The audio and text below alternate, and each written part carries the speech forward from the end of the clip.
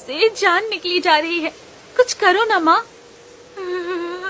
माँ, मेरे तो हाथ पांव सुन्न पड़ रहे हैं। तुम रो मत मेरी बच्चियों, मैं कुछ करती हूँ।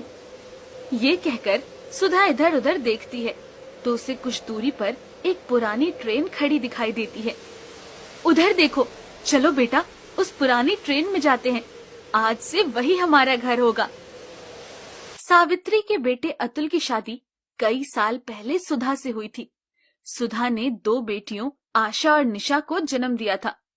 सुधा अपनी बेटियों को देखकर बहुत खुश रहती थी, मगर उसकी सास और पति उसकी दोनों बेटियों को देख हमेशा कुढ़ते रहते थे। फूटे भाग हमारे, करमजली ने 2 लड़कियां पैदा की है। इससे लड़का पैदा करने की तो उम्मीद ही मत रखो माँ। लड़कियां पैदा होती है तो इसमें मेरा क्या कसूर है?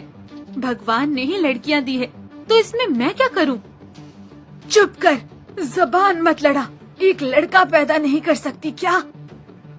कुछ दिन बाद सुधा फिर से गर्भवती होती है। सर्दी का मौसम चल रहा था और कड़ाके की ठंड पड़ रही थी।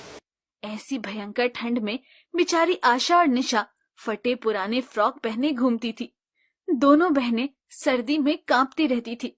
इसलिए एक दिन वो सुधा से कहती है, माँ, मुझे गर्म स्वेटर चाहिए। मुझसे सर्दी सहन नहीं होती। मुझे भी बहुत ठंड लगती है माँ, मेरे लिए भी एक स्वेटर मंगा दो ना।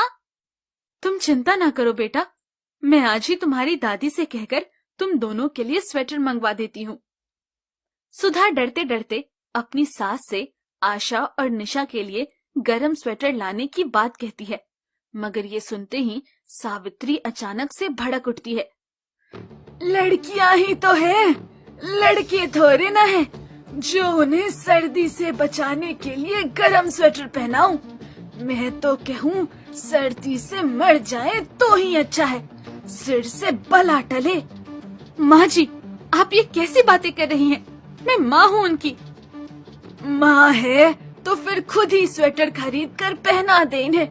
मैं तो इन पर एक ढेला खर्च ना करूँ। हाँ। सावित्री की ऐसी जली कटी बातें सुनकर सुधा और उसकी बेटियां खामोश होकर रह जाती है। बड़ी बेटी आशा कहती है, माँ, इस बार लड़की को जन्म मत देना, लड़के को जन्म देना माँ। दीदी ठीक कहती है माँ, भैया आएंगे तो हो सकता है दादी हमें भी प्यार करने लगे। ये कहकर सुधा की दोनों बेटियां रोने लगती हैं और उनकी बातें सुनकर सुधा का भी कलेजा फटाता है।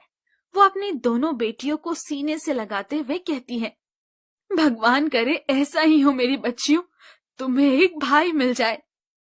एक दिन निशा को अचानक सर्दी बुखार हो जाता है तो सुधा सावित्री से कहती है, माँ जी, निशा को बहुत तेज बुखार है, उसे दवा दिलानी है। तो मुझसे क्यों कह रही है? मैं क्या कोई वैद्य हूँ जो उसे दवा दे दूंगी? कुछ पैसे दे दीजिए ताकि मैं उसे दवा दिला लाऊं। मुझे क्या तू और तेरी बेटियां कमा कर देती है जो मैं पैसे दूं? पर इनके पिता तो कमा कर देते हैं ना, उनकी कमाई पर इनका भी तो कुछ हक होगा। ये सुनकर सावित्री आग बबूला हो जाती है और सुधा पर गुस्सा दिखाते हुए कहती है, वाह रे तेरी हिम्मत, अब तो तू हक की बातें भी करने लगी। आने दे आज मेरे बेटे को, तेरी खैर नहीं। शाम को अतुल आता है तो सावित्री उसके सामने बात को बढ़ा चढ़ाकर कहती है और अतुल को सुधा पर बहुत गुस्सा आता है। वो डंडा उठाकर सुधा को पीटने लगता है।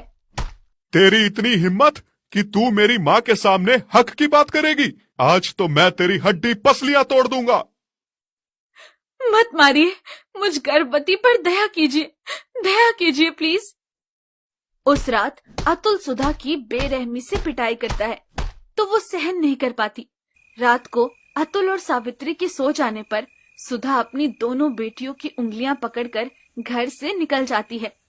माँ, हम कहाँ जा रहे हैं? जहाँ भगवान ले जाएगा वहीं चले जाएंगे, पर अब यहाँ नहीं रहेंगे। माँ, मुझसे चला नहीं जा रहा। बस थोड़ी हिम्मत रख बेटी, फिर सब ठीक हो जाएगा। सुधा अपनी दोनों बेटियों को लेकर रेलवे स्टेशन पर आ जाती है।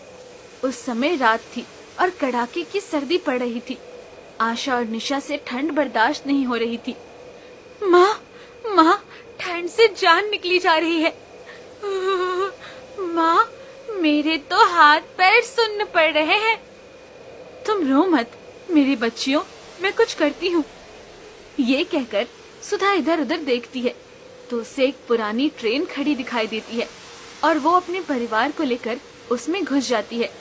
उस दिन से वो ट्रेन ही उनका घर बन जाता है और माँ बेटियां ट्रेनों में भीख मांग कर गुजारा करने लगती है। बाबूजी, 5-10 रुपए दे दो। दे दो बाबू, हमको भी खाना मिल जाएगा। पता नहीं लोग बच्चे पैदा ही क्यों करते हैं। बेचारे बच्चों को भीख मांगकर पेट भरना पड़ता है। लो पैसे। कुछ दिन बाद सुधा को अचानक ही दर्द शुरू हो जाता है और वो ट्रेन के डब्बे में ही एक लड़के को जन्म देती है। माँ, भगवान ने हमें भैया दिया है। मेरा भाई बहुत प्यारा है। ये सुनकर सुधा रोने लगती है। पर तुम्हारे भाई ने आने में बहुत देर कर दी। काश कुछ पहले आ जाता तो ये दिन न देखने पड़ते। भीख मांगकर सुधा के परिवार को पेट भर खाना मिल जाता और वो ट्रेन के खाली डिब्बे में चैन से रहते। कुछ दिन बाद सर्दी बढ़ जाती है और एक दिन सुधा प्लेटफॉर्म पर भीख मांगने जाती है तो अचानक ही उसके बेटे की तबीयत बिगड़ जाती है। मुन्ना, मुन्ना, तुझे क्या हुआ बेटा? माँ, भैया तो कुछ बोल ही नहीं रहे। मुन्ना, मुन्ना को जरूर ठंड लग गई है बेटा, इसे तुरंत डॉक्टर के पास ले जाना होगा। सुधा अपनी दोनों बेटियों को साथ लेकर अस्पताल पहुंचती है तो डॉक्टर उसके बेटे की हालत देखकर कहता है, देखिए, बच्चों को निमोनिया हो गया है, इसलिए कुछ दिन अस्पताल में रखना पड़ेगा। उसके लिए बहुत खर्च आएगा। क्या पैसे हैं तुम्हारे पास? पैसे तो नहीं है, पर ये कहते कहते सुधा अपने कानों में पहनी सोने की बालियां निकालने लगती है। ये सोने की बालियां ले लीजिए, पर मेरे बच्चे की जान बचा दीजिए। रहने दे, बालियां मत निकाल। मैं इतना भी बेरहम नहीं कि एक मासूम बच्चे का इलाज करने के बदले उसकी माँ के गहने उतरवा लूं। बच्चा कई दिन अस्पताल में ही रहता है। सुधा बच्चे के साथ अस्पताल में रहती है और इसकी बेटियां ट्रेन में भीख मांगने चली जाती है। बाबू, 5-10 रुपए दे दो बाबू। अरे निशा बेटा, तुम भीख मांग रही हो? उस ट्रेन में अतुल सफर कर रहा था। निशा गलती से उससे भीख मांगती है तो वो निशा को भीख मांगते देख हैरान ही रह जाता है, पर निशा उसे देखते ही ट्रेन से नीचे उतरकर भाग लेती है। अतुल भी उसके पीछे पीछे भागता है और कुछ दूर जाकर उसे पकड़ लेता है। निशा, मैं तेरा पापा हूँ बेटा, मुझे पहचाना नहीं क्या? नहीं, आप मेरे पापा नहीं हैं।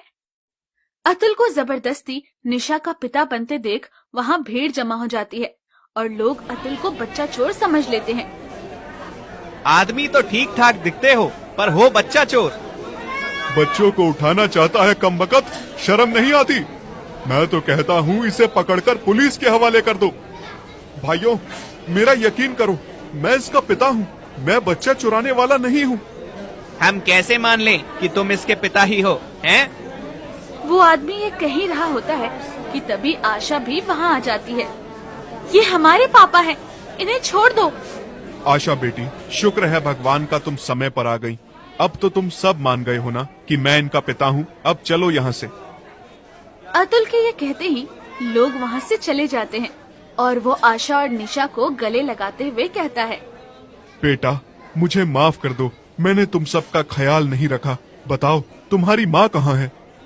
अतुल के ये पूछने पर आशा और निशा उसे सारी बात बताती है तो वो उनको लेकर तुरंत अस्पताल पहुँचता है, मगर सुधा उसे देखते ही मुंह फेर लेती है। सुधा, मुझे माफ कर दो, मुझसे बहुत बड़ी भूल हुई, पर आज मैं समझ गया हूँ कि बेटा बेटी में कोई भेदभाव नहीं होता, बेटा बेटी समान होते हैं। अतुल में सच्चा बदलाव देखकर सुधा उसे माफ कर देती है और अपने परिवार के साथ अपने घर लौट आती है। उस दिन के बाद सावित्री और अतुल दोनों उनका पूरा ख्याल रखने लगते हैं।